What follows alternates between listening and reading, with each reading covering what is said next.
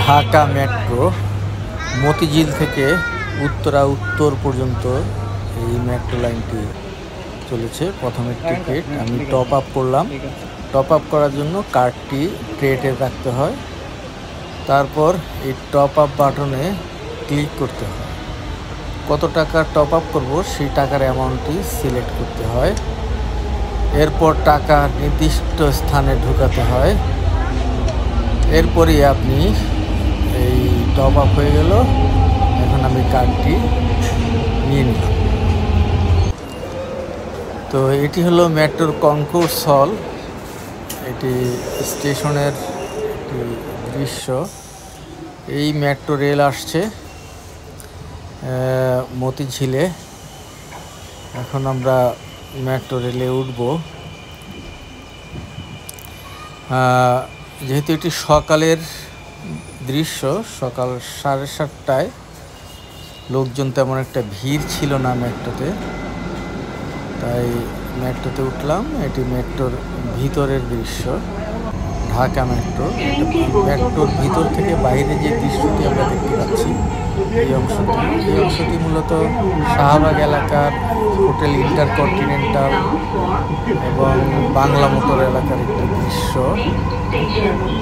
মেট্রোর ভিতর থেকে বাইরের একটি দৃশ্য। এরপর মেট্রোর ভিতরে যদি আমরা দেখি, যেহেতু সকালবেলা তেমন একটি ভিড় ছিল না মেট্রোতে, এছাড়া অন্যান্য সময়গুলোতে যে সকাল 8টার পর থেকে মেট্রোতে উপচে পড়া ভিড় থাকে, একটু তিল ধারণের কোনো জায়গা থাকে না মেট্রোতে।